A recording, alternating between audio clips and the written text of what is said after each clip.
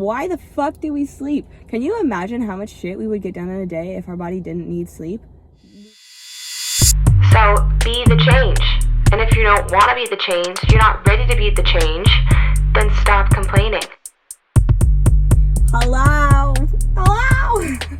Hello? Hi. Who's this? Oh, it's Allie. It's Allie Banks. It's Allie Banks with this podcast that happens sometimes, specifically once a week on Tuesdays. It's Allie with Be the Change or Stop Complaining, your weekly dose of health podcast. Shocker, shocker, we're in the car again. We're actually in the car during my lunch break at work because I'm not going to have time to do this, record this weekend, so I'm doing it at work during my lunch break while people are staring at me. Hi. It's so uncomfortable. Do I care that much though? Not really. But it's just funny watching them all walk to their cars to go smoke a bowl, maybe eat some food, but probably just smoke a bowl. It's a weird industry. Anyways, today we are talking about sleep. Well, not really sleep. Well, yes, sleep, but we're talking about sleep and just recovery time for your body. So that could just be recovery as in sleep, or it could also be recovery as in like recovering from exerting your body through exercise or physical activity. So that's what we're going to talk about today. And the reason we're going to talk about that today is because I'm tired as fuck. Because this job is a lot. I fucking love it though, by the way. I told you I was working for the studios, for the movie industry. I love this job. I'm a painter. I paint all of the things. It's so much fun. And but the thing is that I wake up at like 4:30 to get to work, and so I'm sleepy most of the day. But it's actually kind of awesome because my body is getting onto a better sleep schedule now. Like, I wake up like on the dot and I'm alive. Like, I actually like feel awake, which is really cool. And then I get home and like I'm in bed past the fuck out of like 8:30. I don't gotta sit there and listen to my brain talk to itself for like 2 hours before I fall asleep. It's fucking awesome. So I'm having a great time. Really, truly, I'm having a great fucking time. And so that is the motivation behind talking about sleep and recovery today. So to kick it off, I'm going to first explain what sleep is. Why the fuck do we sleep? Can you imagine how much shit we would get done in a day if our body didn't need sleep? We'd just be like awake, indefinitely. How much we could accomplish? Oh my God, so much. But thank God we don't do that, because, whew. But we wouldn't even be tired because sleep wouldn't even be a thing that existed. So actually, I don't know. Never mind. So sleep. Here's how it goes. So the body is like on a 24-hour clock, basically a rhythm. The circadian rhythm, you've probably heard that before. Or circadian or sarcadian? I think it's circadian rhythm. And it's a 24-hour like internal alarm clock. And so what happens, there's this compound, it's called adenosine. And the amount of adenosine in your body increases throughout the day, more and more all day. And then when you go to sleep, your body will like break it down. It breaks down the adenosine, which is cool. But the reason that this matters to sleep is because the rising levels of adenosine tell your body, like, it makes you more tired. It starts signaling to your body that you are tired and you want to go to sleep when you have X amount of adenosine in your body. So that's the first, process to get you to go to sleep. And then the second process is like that internal body clock, right? It reacts to lightness and darkness, as in brightness, like light and like no light and dark, not like color, you know what I mean? Like sun and not sun. That's what I'm talking about. Light and darkness. So when it's light outside, it cues that internal alarm clock, like, okay, it's time to be alive now. And then when it gets dark outside, it cues your body, okay, it's time to not be alive now. Go to sleep. Okay? So this is another thing that happens. And then there's also the light signals that your eyes receive, right? So it's the same thing, right? Like your eyes receive that lightness or that darkness, and it's like be awake or be asleep. But there's some factors that can contribute to that, such as when you're looking at screens at nighttime, those bright artificial lights will confuse your body, and your body's like, is it daytime or is it nighttime, and why are we looking at this really bright thing, and like I have so much adenosine in my body, so I should be tired, but there's still light outside, so I'm really confused. And then you confuse the fuck out of your body. That's why they always say, like, turn screens off closer to bedtime, because you're confusing your little internal alarm clock. Don't do that. God. So yeah. And then also, when your body does recognize darkness in your environment, like when it recognizes that it's getting darker outside, it starts producing a chemical, melatonin. And then melatonin is your sleepy chemical. That's like, go to bed right now. That's that chemical. So the darker it gets, the more melatonin your body produces, and then boom, bam, you're asleep. And you can take melatonin supplements too. People do that sometimes if they have a hard time sleeping. You could just take these little melatonin pills and it'll knock you out like a baby. It's awesome. Except, let me tell you this also though, when I was in college, right after I got diagnosed with MS, I was like very sleepy, probably stressed, but the doctor was like, it's probably MS related. And I was like, everything is MS related right now, you bitch, but whatever. She gave me these pills to help me like be awake. I forget what they're called, like something like that. And so they were like awake pills. So I'd take those in the morning, and then at night I couldn't sleep. So then I would pop like fucking too much melatonin, and I would go to sleep, and I would have the craziest fucking dreams, dude. I was literally like essentially taking uppers and downers every day, like popping those awake pills in the morning and then popping melatonin at night. And the dreams, dude, were terrifying. So I stopped taking the awake pills and the asleep pills. I just stopped taking all of the pills. But yeah, it's funny. Haha. Anyways, also, that little internal alarm clock in your body, it changes as you get older. So you know how babies sleep like literally all day? It's because their little internal alarm clock is like, we need a lot of sleep. And then as teenagers, you know how we typically like to stay up a little bit later when we're teenagers? It's because your internal alarm clock is like, no, we stay up later at night and then we sleep in more in the morning. So it's not just that you or your teen is an angsty teen. They probably also are an angsty teen, but they're sleeping in late because their body clock is also telling them to sleep in late. And they're going to bed late because their body clock is telling them to go to bed late. So there's your excuse, kiddos. You can use that against your parents when they're like, man, go to sleep, or man, wake up. You can be like, guys, my body clock is telling me it's time for sleep. Or not. So yeah, you do that. But they're also probably angsty. Be nice to your parents. We love parents. And then as you get older too, you tend to go to bed earlier and wake up earlier because your clock gets weird as you get older. So that's cool. It's not cool. It's kind of cool. So anyways, let's talk about benefits of sleep. We love sleep. Poor sleep is linked to higher body weight. And I'll tell you why. So you have these two hormones in your body. You have ghrelin and leptin, okay? Ghrelin is the hunger hormone, and leptin is the full hormone. So they're on like a seesaw. And so when you don't get enough sleep, your body starts producing more ghrelin and less leptin. So now the seesaw is unbalanced.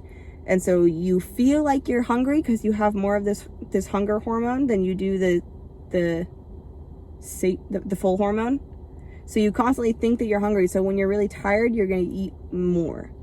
I don't know if you guys have ever dealt with this, but personally, when I wake up the next day after getting fucking hammered, I want to eat everything. Because you do not get good sleep when you're hammered at all. Or I guess the night of, yeah, you get it. Anyways. So then the next day, I just pig out. It's like hangover food, right? They call it hangover food, but what that means is that your body's producing a lot of ghrelin and none leptin, and you're fucked up. Not healthy. I'm aware that it's not healthy. Do I still do it? Okay. There's also some studies that good sleep improves your concentration and your productivity, which is great, like cognition and concentration and just overall performance. They did some study, I think, with like a basketball team or something, and I have no source to cite on this, but I know that this thing exists. They did some study on like a basketball team, and they had like some of the basketball team get good sleep and some of the basketball team get not good sleep, and the ones that had the good sleep outperformed the ones that had the bad sleep. I think it was basketball. I'm pretty sure. So sleep helps with like athletic performance as well, big time. And I don't know if you've ever experienced that. If you work out, I don't know if you've noticed, but when you are well rested, you perform better. Now, I did a video one time on Instagram or something, and I was talking about like when is the best time to work out, and I was telling Instagram about how when I was in ROTC, we would have to get up at like 5 o'clock in the morning and just like immediately start working out at 5 a.m. And we would do horribly. We were performing terribly. But then later in the day, around like 3 or 4, after all my college classes, I would go to the gym and I would fucking kill it because I was well rested. You know what I mean? So like waking up early as fuck to go work out, you could totally do that if you've gotten good enough sleep. But if you didn't get good sleep and you're going to wake up at 5 a.m. and go on a fucking run, you're probably not going to do very well because sleep is crucial to athletic performance. Fun fact. And now you can use that as an excuse to not get up at 5 o'clock in the morning and go work out. So fun. So fun. Sleep also helps your immune system. It makes your immune system so much strong. Muy fuerte. Is that Spanish? I think that's how you say that in Spanish. Yeah. Muy fuerte. Makes your immune system fucking awesome. You can defeat all of the bacteria dragons. All of them. With good sleep. Again, what I do when I start feeling sick, dude, I go hide in my cave. My parents are already totally aware of this. If I get sick, I'm like, okay, I'm going into my cave. And I go and I just fucking sleep. I sleep indefinitely. And then when I get up, I swear to God, the cold is gone. Whatever was ailing me is no more because I just went and slept. When I got COVID, I did the same fucking thing. I slept for like 48 hours and then none COVID. It was amazing. I still didn't get my sense of smell or taste back for like 2 weeks, but I didn't feel like shit besides not getting to taste food. But I've told you before, I don't care about food, so it was fine.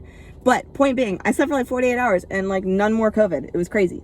Okay, and then sleep also affects your emotions and like your social interactions. So you know that saying, sleep on it, right? There's actually something that happens because so when you sleep, your subconscious mind takes control, right?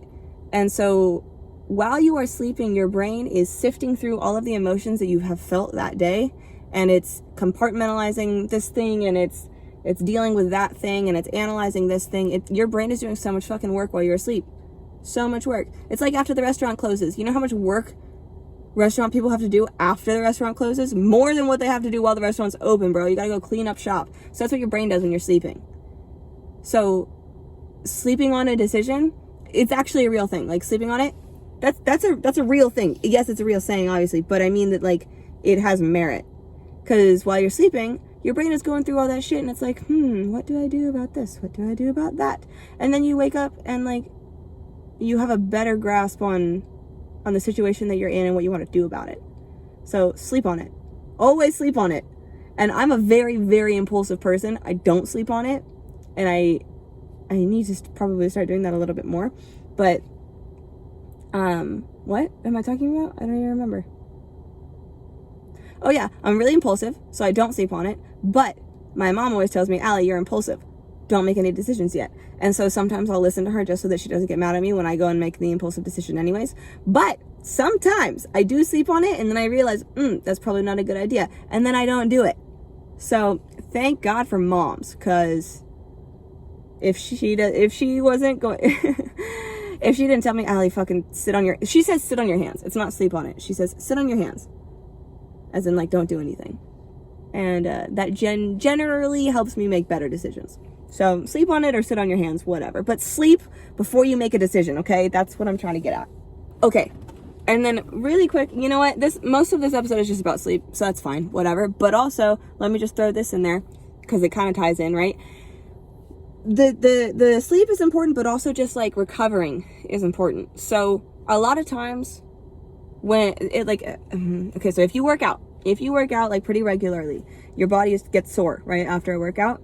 So that's your body telling you that you need rest. Okay. And 99% of the time, my dad says this little thing that I'm about to say all the fucking time, but let me just say it anyways. 99% of the time, it's not that someone is overtraining. It's that they are under recovered.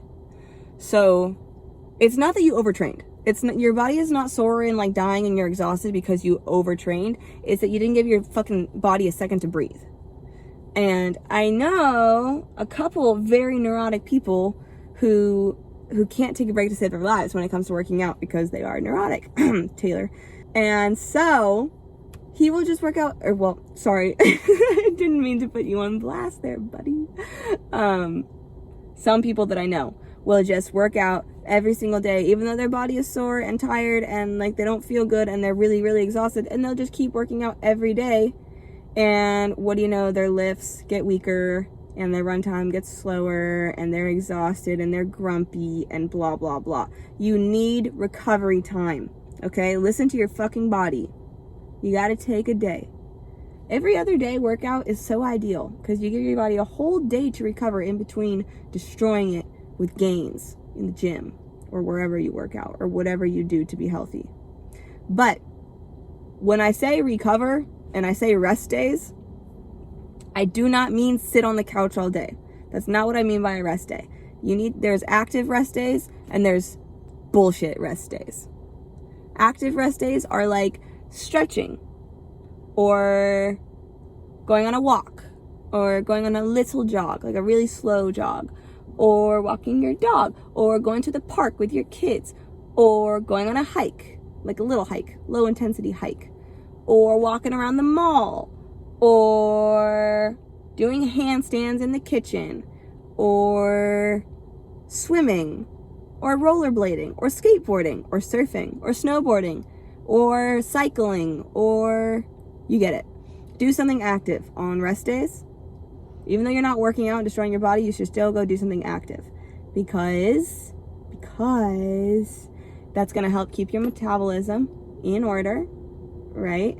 It's going to keep your, like, also, so think about like a leg day. If you went and you like did squats for 2 hours or something and your legs are sore, that's lactic acid pooling in your, gigantic forklift just drove by. I apologize. So when your legs are sore, that's the lactic acid that is like pooling into your quads. And so then if you go on a run the day after a horrible, terrible leg day, you're going to just like flush all that lactic acid out and it'll help you get unsore quicker. Because active rest. And it flushes out all that lactic acid and you feel great. And it keeps your joints nice and lubricated and you feel better about yourself instead of just you can sit on the couch for some of your rest day, of course, but like definitely make sure that you get some activity in there. And that concludes this week's episode of Be the Change or Stop Complaining, your weekly dose of health podcast. I think. We need more guests, always, so hit me up. Oh, this guy is smiling so much. He looks so happy. Where's he going? Oh, in the car right behind me. We need more guests. So if you would like to be a guest on my podcast, please contact me. Thank you very much. The link, linktr.ee/BTCfit. That is the link. Hit me up. I love you. I would love to hear from you. Shout out Veronica, because she just put my podcast on her Instagram story and it made me so happy because I haven't talked to that girl in years. I love you, Veronica. Sorry, Taylor, for putting you on blast. And happy fucking, well, it's Friday for me personally, but you're listening on Tuesday. So happy Tuesday to you, and I love you, and I will see you next week.